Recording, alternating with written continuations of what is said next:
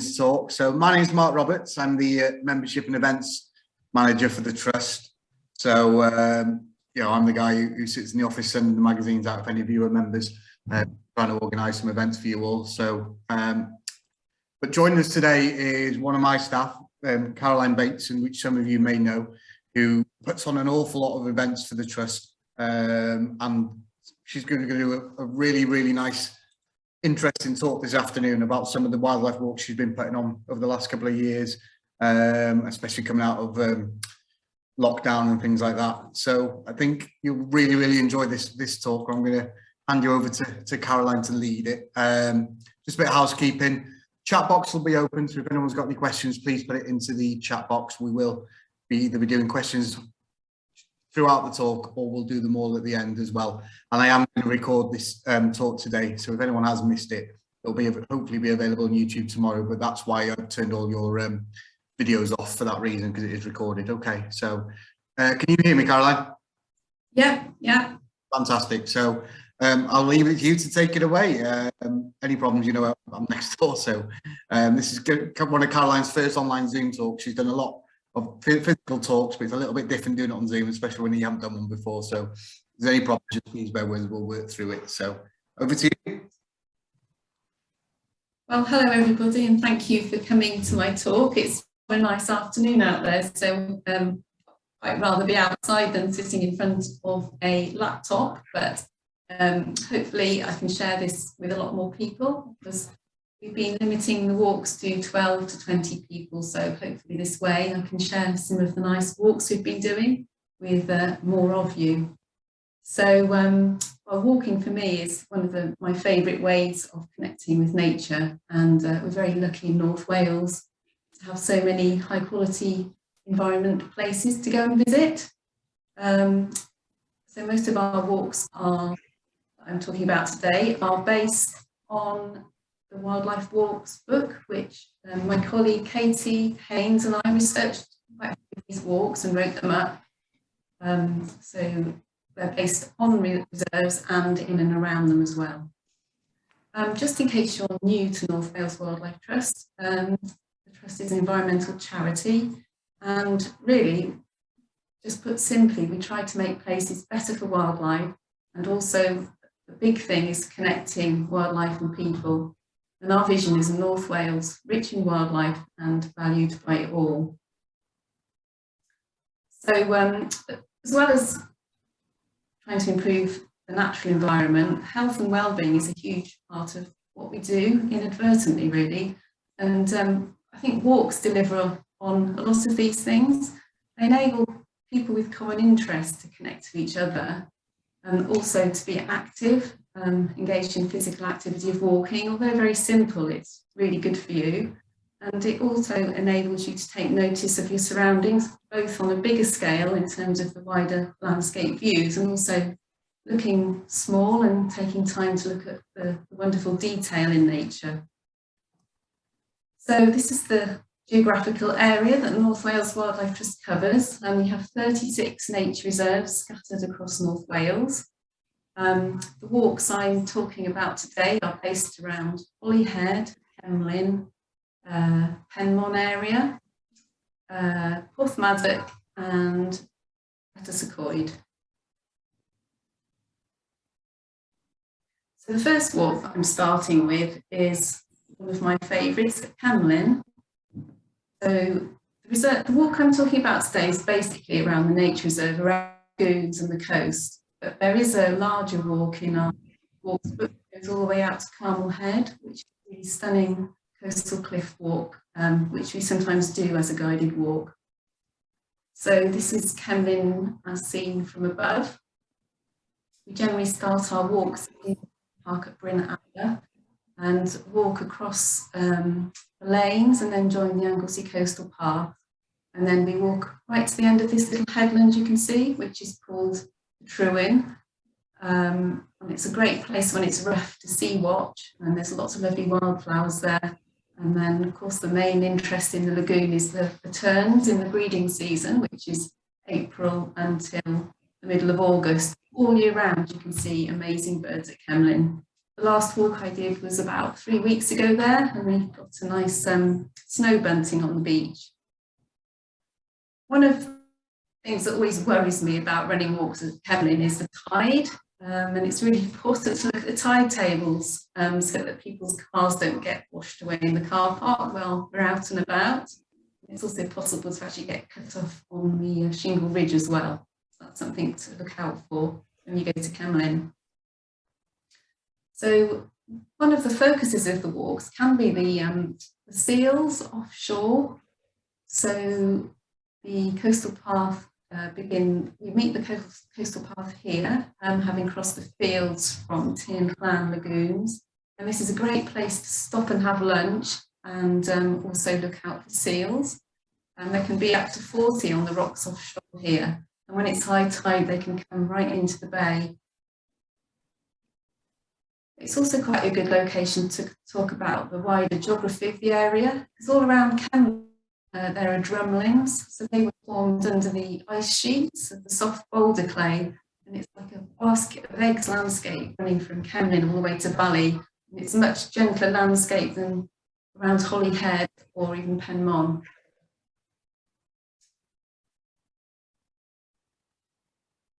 The good thing about Kemlyn and many other places is even if it's really windy, you can usually find a nice sheltered spot to have lunch. And I find stopping for lunch is really a nice thing to incorporate into a walk, because people have a chance to sit and chat to each other. But also sometimes that's when you see some of the best wildlife, because you're actually sat still. And at this spot on Kemlyn, you can quite often see turnstone, ringed plover foraging among the rocks. And I mentioned earlier about how important it is to actually stop and look down and notice the detail. And on walks, you usually get some kind of expert in something or another, and the man kneeling down, he actually knew a lot about the fungi, and we saw all sorts of things that day that he was able to identify. Somebody else found this lovely little snail in a holdfast on the beach. And just standing and looking into a rock pool, it's amazing what a diversity of colour and shape you can see. Some of my marine colleagues in the Wildlife Trust can identify all these seaweeds. I can't, but I think they look very nice. This is a picture of the sea kale when it's after it's flowered, but the seed heads are quite amazing. And this is wild thyme. The foxgloves are quite abundant, June, July at Kemlyn. You get sea spree. Spring squill is one of the earlier plants in April and May. The Welsh name for this plant is Seren Gwanwen, the flower of the spring. And also in May, the coastal wildflowers are just stunning. You get a mosaic of the sea kale, which is the white flower on the left, the sea pinks and the yellow bird's foot trefoil. And you also get the poppy on the shingle. A wild carrot and sheepspit scabious. So this is a view of walking away from the end of the Trwyn at Kemlyn towards Carmel Head. And just last point on noticing the detail on some of the man-made features like the cloud walls, you know, the amazing lichen and mosses and the plants growing in between the rocks. Of course, Kemlyn is most spectacular during the summer months, with the sandwich terns, the common terns and the Arctic terns all nesting out on the islands in the lagoon. And the shingle ridge is just a stunning place to be, close enough to see what's happening on the nests and also with the terns flying over the ridge. So this is a photo taken through a telescope with a phone, so it's a bit blurry, but it just gives you an idea of all the activity towards the end of the breeding season where the chicks are out on the islands. And I'm actually doing a talk next year on my experience as a tern warden at Kemlyn in lockdown, which was really quite incredible because we had extra turns from the skerries joining the colony. So the bricks and the whole tern colony was absolutely packed that summer. And airborne terns, such a spectacular sight. And also, behind the scenes, there's a lot of wardening that goes on and a lot of work before the season starts. This is a picture of Matt, one of our wardens, taking all the nest boxes off the islands for winter, so otherwise they get washed away in the winter storms.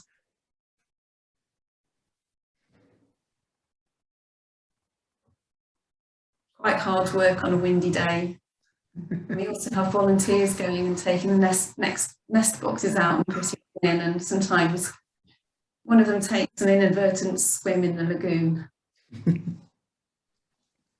So the next walk I'm going to talk about is from our nature reserve at Portiana over to Colin. And our reserves can be quite useful as stopping points and focuses of a much longer walk. And walks like these can be used to educate people not just on how lovely the wildlife is, but also to some of the threats. This walk, the heathland is really fragmented, and there are a lot of caravan parks that really break off the different areas of heathland, and also you have invasive species such as the Rosa rugosa on places like Portiana. So this walk's quite good to start in Trial Bay.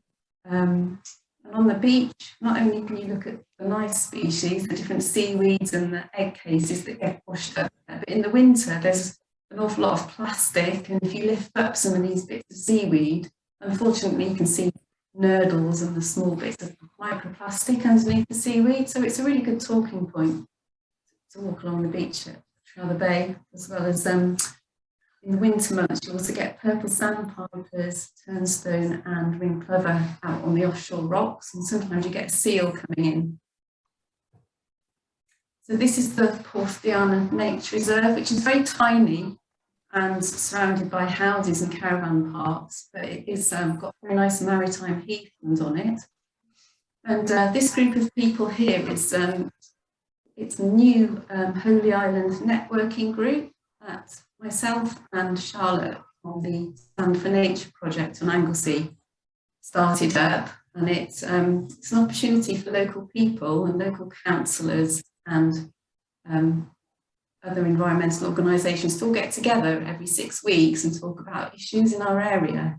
And it's also young people from the Stand for Nature project come along as well and try and get involved, so that's a really positive thing. And one of the highlights of Portiana is actually the spotted rock rose, which is the county flower of Anglesey, and so many people are not aware of this. It's a very small flower, and you need to get to see it in June, and you need to get to see it before midday because it does drop its petals in the afternoon, so it's much less spectacular with no petals on the flower head. Very small plant, which normally grows in the Mediterranean, but you actually get as far north as Anglesey. It's only in scattered locations, and it needs careful management because it's quite easy to be overrun by rank grasses and gorse. So this is beyond Portiana, and this coastal grassland around Colin is really spectacular for sea pinks and many other wildflowers. Also forgot to mention the silver-studded blue. It's another species that pretty much the north of its range, and you find that at Portiana and also with Orme and South Stack. So towards Colin, there are some really amazing coastal features. This is Buad, which is Black Arch, and it's at the start of the fantastic coast around Colin, which is just one of the many fantastic areas of Anglesey, which has got such an amazing geology, for which it is designated a geopark. And just a little bit further on is the White Arch, and the cliffs out towards Colin Headland. And this part of the coast is really great for seeing chough. They like to feed on the short coastal grassland on invertebrates, and they also use the sea caves for nesting. This is a close-up of the wall that runs around Roscollin Headland, and again, it's just focusing on that small detail. You can see quite a bit of the geology of Anglesey in the rocks on this wall, and all the different lichen species growing on it. If you know the coast really well, you know exactly where to look to see nesting birds. This is a pair of shags which nest every year on this site. And it's quite a small gully, so you can look in without even binoculars and see what's happening. And with binoculars, you can get to see the amazing turquoise eye of the shag. A bit further on is quartzite, and the pinky orange rocks are the oxidized sandstone, which is absolutely stunning. And in the distance, you can see Holyhead Mountain.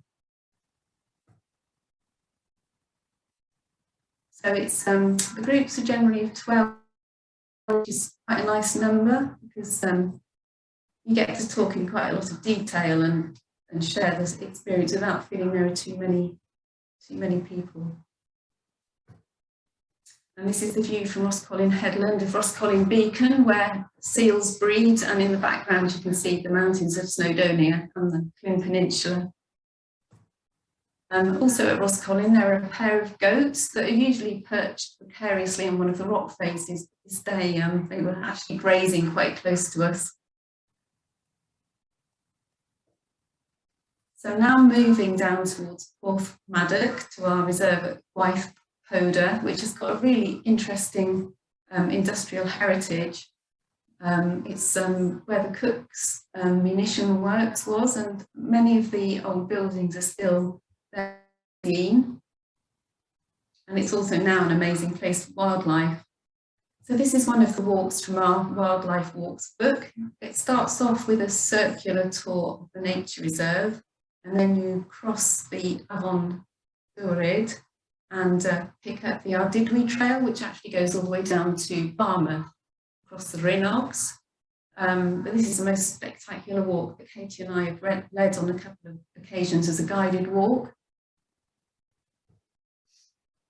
And it takes in, as I said, part of the Ardigly Trail and Llandequin Church and two of the small lakes up there.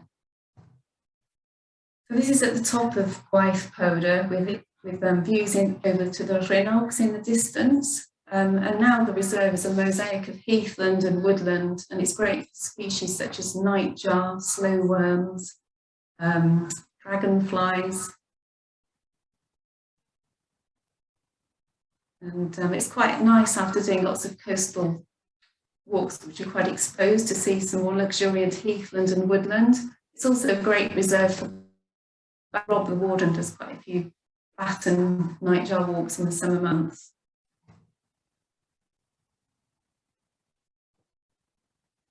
As you leave the Ardigly Trail, you also go past Llandequin Church, and the views are absolutely incredible here across the Ardigly estuary, down to Harlech Castle, Porth Maddock.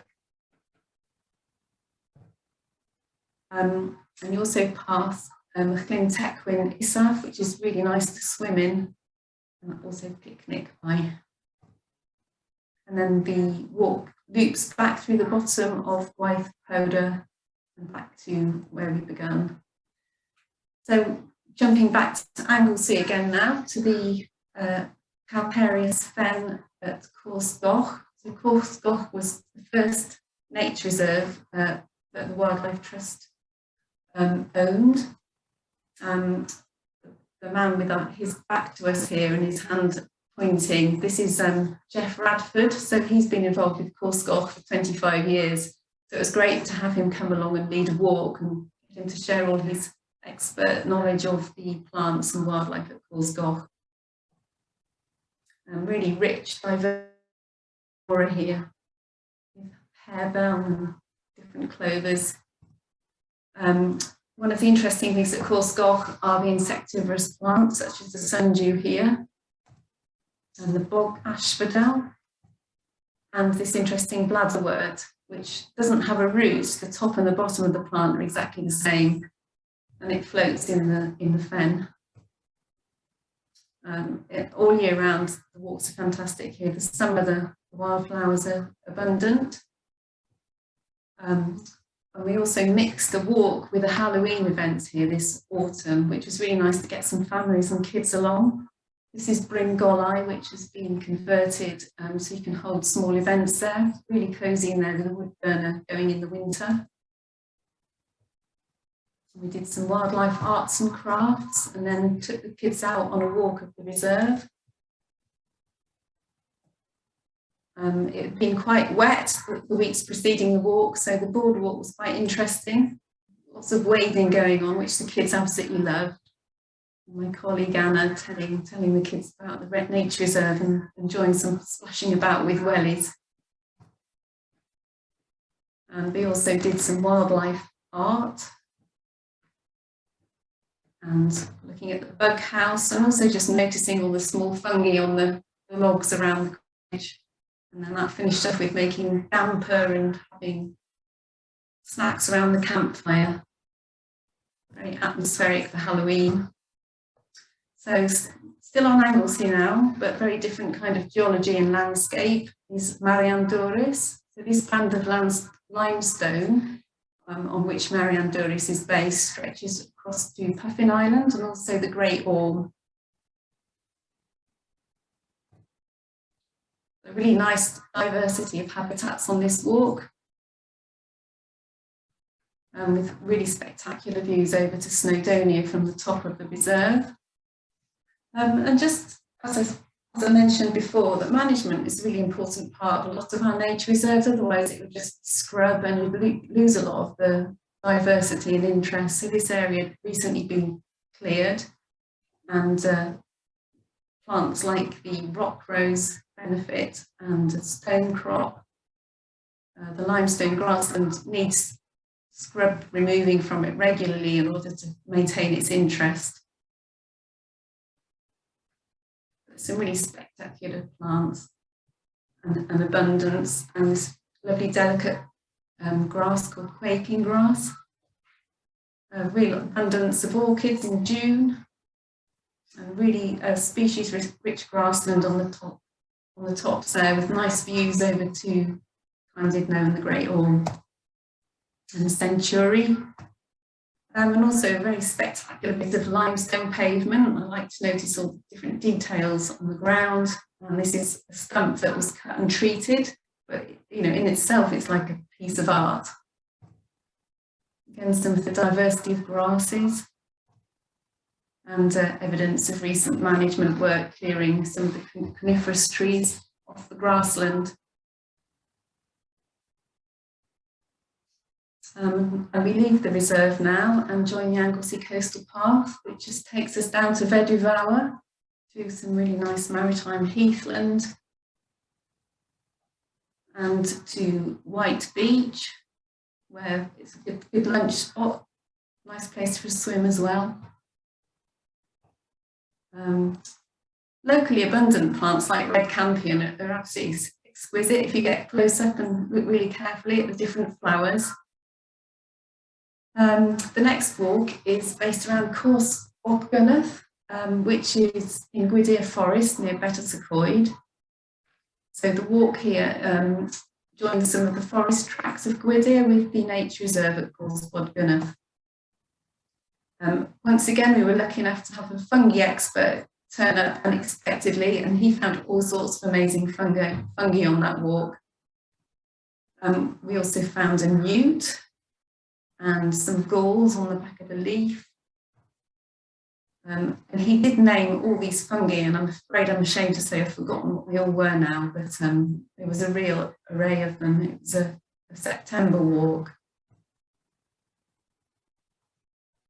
And we collected them all and put them out on the tables at lunchtime, and he identified all of them and gave us some really fascinating history about their folklore. And that's a stinkhorn, which we did smell like a dead animal from several minutes away. Nice view from across Gwydir. And finishing on the reserve at Portiana around the lakes. another insectivorous plant called butterwort. Just really beautiful scenery and a lot of history of the old lead mines. Moving over back towards Holyhead on Anglesey. This is not based on not on a wildlife trust nature reserve, but it's a really spectacular area of coastline. And again, the fine detail of getting close up to some of the species that you find. Lunch spot at North Stack, where there is a small auk colony on the cliff, so you get really quite close to the guillemots and razorbills when you're opposite on the headland. And then I'm just going to finish on a complete contrast, which is based in Holyhead. Over the last 3 or 4 years, I've been working with Ben Stammers on the North Wales Swift project and started running a Swift survey group in Holyhead, which has been great, not just for surveying swifts, but for community engagement. And very recently, the Path to Wellbeing project with the Ramblers Association, they've agreed to fund work on Holy Island, which is to designate new footpaths and engage people to get more involved and out walking. So swifts are a great species in which to engage people because they're urban based, and they're sadly now on the red list of declining species in Britain. The Wildlife Trust have been doing a lot of community work, and these are the buildings in Holyhead Port, and you can see there are nest boxes up on the buildings there. So this is going to be part of our urban swift walk, which is now going to be waymarked and with leaflets as part of this project with the Ramblers Association. But the last swift walk I ran in Holyhead, we had 20 people turn up, so that was a real surprise. This is outside St Cubby's Church.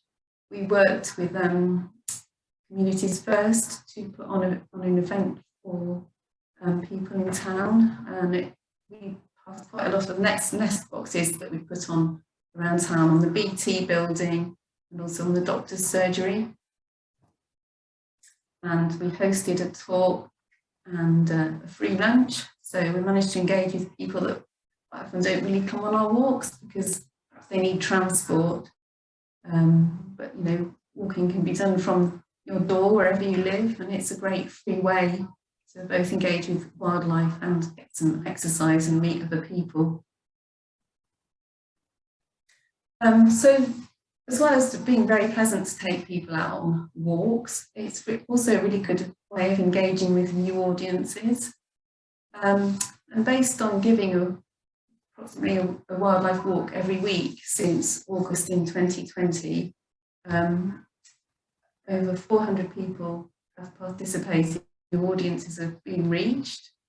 There's been at least 200 new sign-ups to our weekly e-newsletter.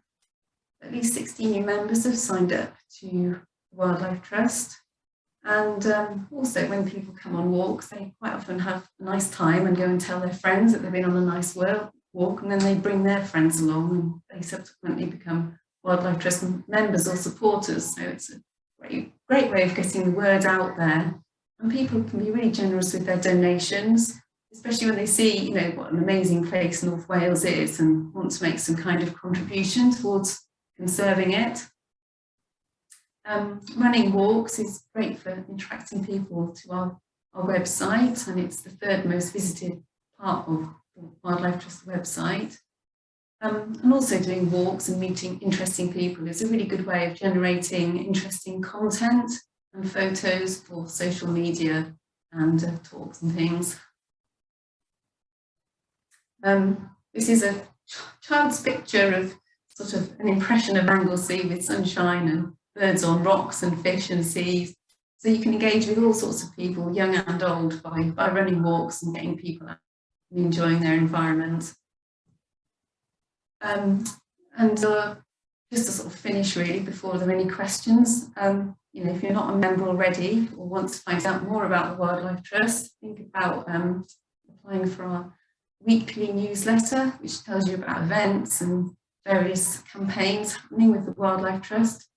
If you're not a member, sign up. It's only £2.50 a month, and that money stays in North Wales to support our work. And you could also get involved by becoming a volunteer, making a donation, or leaving a legacy. But do visit the website and spread the word. So Mark, I don't know if there's any questions. Yeah, sorry, there's a couple of questions there. That was a lovely walk. Well, it was a lovely walk. It was a lovely to hear those walks from your perspective, but also from the perspective of people who may not even been to those places or have been thinking about going to those places but never got there. There was a lovely comment from Helen Jones in the chat, and she said she's been planning to go to Kemlyn for a while. It'd be nice to find out a way, trying to find some nice circular walks and things like that. And I think what you were saying in that talk there, Caroline, was fascinating. It was, just going out for a walk, but then just stopping and just looking what's around you is just such a nice thing to do. And a lot of us have really, really busy lives, and it's quite hard. And sometimes just going for that walk is a really good piece of respite. But also, you see things you wouldn't normally see day-to-day business. So it's been really, really nice and insightful. We've got another comment here from Judy. She says, thank you. She says, I look forward to joining some of your walks very soon. And David White says, great talk, thanks. Is there a book that describes each site? Yes, there is, David. I will put the link again in the chat in a minute for you. The actual walk book is on our website, available to buy. There's also another book called Wild Places you can buy. If anyone becomes a member, they get that book for free when they join. So we'll put that on there. But a couple of other questions for you, Caroline. So when you're not working, where do you go for your walks? Well, I live in Valley, so my go-to if I'm having a lunch break is the Allow Estuary. It's like 5 minutes away on my bike, and it's just a fantastic place to go in summer because there aren't really any tourists there, so it's quiet. And in winter, it's part of the Bedmanach Ace Special Protection Area, so it's got fantastic wintering wildfowl like Brent geese, pintail, lots of widgeon, wading birds, and you can walk. You can join the Anglesey Coastal Path there and just walk as far as you like. So, but I think my favourite walks are on Holy Island, around Roscollin, Range, South Stack and North Stack, because it's just really big cliffs, loads of wildlife, and it feels wild. Fantastic. You mentioned earlier about you started doing some of these walks during lockdown or coming out of the last lockdown and things like that. Have you noticed that sites are particularly more busy since over this year compared to maybe previous years? Well, it was quite interesting working as a warden at Kemlyn in lockdown because obviously had the place to myself for months on end. Then when people were allowed to move again, it was like a bank holiday every day. So that was a very interesting experience, and I think we all are aware that North Wales has become a lot busier in the last 2 years because people can't travel abroad. And certainly I pick my places to go on Anglesey in the summer, or if I'm going to a popular beach location, I'll go first thing in the morning before it gets busy. And obviously that has an impact on wildlife as well. During lockdown at Kemlyn, ringed plover, that started breeding on the beach again, and normally it doesn't have a chance these days because of dog walkers and constant walking. So I think they're quite interesting times, and the use of the countryside locally has changed and become busier, particularly in the well-known beauty spots.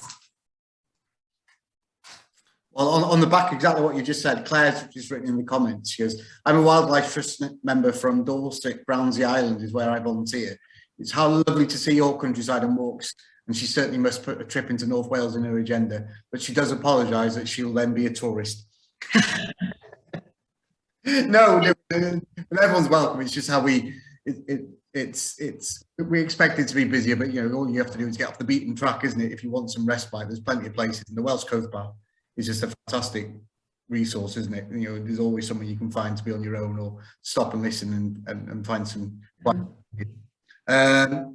got go on, sorry. Just say that it's a pleasure to share, you know, like these beautiful landscapes and the fantastic wildlife we have. You know, it's really rewarding to share that with people, and it quite often inspires a lifelong interest in nature conservation. But then there's the other side of it, when you get people who aren't switched on to wildlife, who let their dogs off leads and disturb nesting birds, and jet skis that go close to seals. And you know, there's two edges to it. There's the positive side of engaging with people and educating them, and then there's the sort of negative side of those who don't have an interest, and the damage they can cause.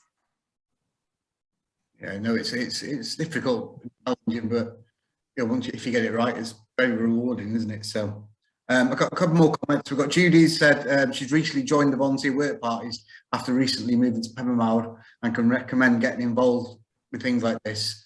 It's a great way to learn even more about the reserves and how they're managed. Oh, that's lovely to hear, Judy. That is fantastic. Veronica's asking, are we likely to meet sheep on any of the walks? My dog's a failed sheepdog, so even on a lead, I like to keep away from sheep. Yeah, inevitably there is livestock in the fields. I'm afraid I tend to say no dogs on my walks, not because I dislike dogs, I do like dogs, but I just find, unless your dog is extremely well behaved, it doesn't always mix with bird watching. So, or livestock, you know, keeping on the lead is essential, really. No, but I think there will be livestock. I think at the same time, I wouldn't really say any of those walks are not good enough. You wouldn't want to go with a dog on your own. I think they're not going to be that. You know, the livestock isn't going to be that huge numbers, really, is it? You should be able to keep a distance on all those walks, shouldn't you? Really. Yeah, and a lot of the walks actually, particularly on the coastal path, you know, are fenced. There's a fence between you and the livestock, and I think that's been deliberate as part of the funding for the coastal path. It's not like that in every place, but a lot of the coastal path is actually separate from any livestock you might meet. Got another comment. Thanks for the talk. Really interesting. I hope to get out and about in the reserves and do some of the walks as well. That's lovely to hear. Thank you for that. You mentioned earlier that you like the Allow was one of your favourite walks, on your own private one. Are you doing any walks at the Allow coming up, or guided walks at all? Yeah, we're doing one in January. That's because the Anglesey branch historically always have a special bird watching walk there for New Year. I'm not as expert as identifying waders and wildflowers as some of my colleagues, but this walk in February is going to be, you know, a landscape walk as well as enjoying whatever birds are on the estuary that day. So, yeah, and it's a sheltered walk as well. When you've got a westerly gale, it's quite a nice, much gentler environment there. Brilliant. You've got a number of other walks coming up as well, haven't you? You're putting on as well throughout the new year. You're going to be at Anglesey. Yeah. So what I've done for everyone, I've put the event link in the chat for you all. You all obviously found that event link to join on this talk anyway, but if you want to join Caroline or one of the other members of staff who are doing a guided walk or a beach clean or something else, click on that link there, or add yourself to the newsletter mailing list, and that'll for that. Anyone who's currently a member will get the new, or should have just had the new events calendar, which has just come out, so you should have all have received that now. But we will be putting on extra events which haven't gone to print, so keep an eye on that website, and there'll be plenty across North Wales for you to get involved with, and lots going on. Got one more question for you. So what's your favourite season for walking?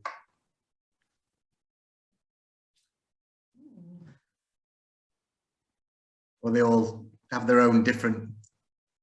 Yeah, it's a really difficult one. I think I would have always have said May, because honestly the Anglesey coast, well, most of Britain in May is absolutely stunning, but you know, bluebells next to the sea pinks and all the wildflowers on that coastal edge, and then when you start seeing the terns coming back, and you walk around the hawk colony at South Stack, and you just hear that noise of all the guillemots and razorbills when they've just come in to nest on the cliffs. There's just such an exuberance of wildlife happening, and I always wish May could carry on for like 3 months, not just 4 weeks. You know, all the hawthorn blossoms, you know, it's just fabulous. But then I really like September as well, because where I live on Anglesey, the tourists suddenly go and it becomes all peaceful and mellow. And then winter walks, you know, snow on the mountains and all the wildfowl wintering in Wales, you know, and then February is like, oh, you know, it's nearly spring. So yeah, I guess May's the best. Yeah, you can do the same walk at different times of the year, isn't it? And it's completely different, which is what's lovely about just getting out and about and wandering. You know, my wife's a big, massive fan of doing walks in the autumn because she loves it when there's leaves under feet to crunch. That's what she likes, you know, whilst I prefer things like a little bit warmer, or, you know, and sometimes you go on a walk in the winter when the leaves are falling off the trees and you get a completely different perspective of it. You know, and I'm thinking of Namport Reserve, which is one of our reserves on the coast of the Menai Strait. You know, if you go there in the spring, it's lovely green, there's loads of life there. But then you go there at this time of year, and you get uninterrupted views across the Menai Straits, which is fantastic, which you don't get in the springtime or the summertime. And it's you see a complete different perspective, don't you? Yeah, I think that's a really good point. And you know, every place is different at different times of the year. And you know, maybe in autumn, a walk in the mountains or somewhere like Cosbodgunner is really fantastic, because you've got all the autumn colours of the leaves and the autumn colours of the bog and the fungi. Whereas perhaps in May, coastal walk with all the coastal wildflowers is best. But I think the point is there's always something interesting wherever you go, and it's really great if you know your own patch in all seasons as well.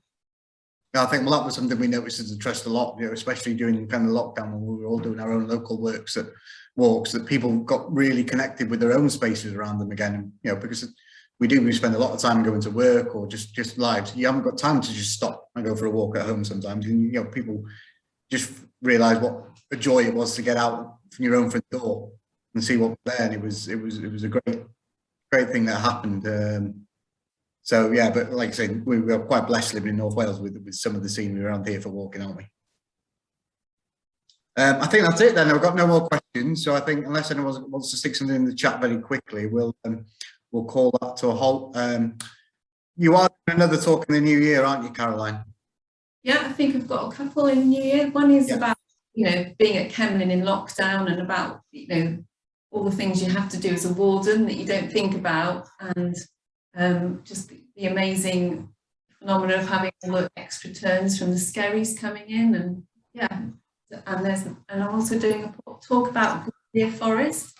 I've been on secondment for the last year, Natural Resources Wales, and talking about some of the interesting plants and wildlife you find unexpectedly on the mine spoil tucked away in Gwydir, and you know, the interesting history of what the area might have been like before the forestry was planted, and you know, the effort that was gone to plant out the forest. So hopefully that will be an interesting talk as well. I'm really looking forward to that. I know the area quite well, and you know, the history of the site and the area and the old mines and stuff is something that fascinates me. So I can't wait for that one. So yeah, looking forward to that. So brilliant. That's about it then. So we'll leave that there. Like I said, this one will be recorded. Caroline's future talks and many other talks the Trust are doing are all available on our events page. It'd be nice to see you on some of them. I'm glad you enjoyed it. And if there's anything else you want to know, you will get an email tomorrow to say with a few of the links, but my email address is on there. If there's anything else you want to know or you want some information, please don't hesitate in getting in contact with us at the Trust. That's what we're there for. We'd love it. You know, we love having people out visiting our site. We love people just getting interested in nature and caring about it and looking after it more. It helps everything we do. So it's brilliant. And all we want to do is get as many people involved as possible. So thank you all for coming. And hopefully we'll meet you at some of them or see you on an online talk again in the future. Thank you very much.